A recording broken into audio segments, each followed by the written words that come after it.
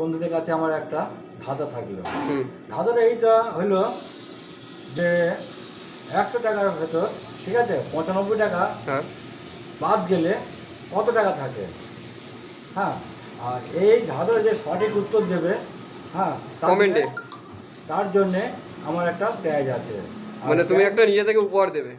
Prize আছে, ঠিক আছে। আর প্রাইজ নিতে হলে তাকে শেয়ার করে কমেন্ট বক্সে তার নম্বরটা পাঠাতে হবে। আর কমেন্টে লিখে দিতে হবে, তাই তো? হ্যাঁ, কমেন্টে লিখে পাঠাতে হবে। মানে উপহারটা দেবো কি করে? সে তো উপহারটা দেবে।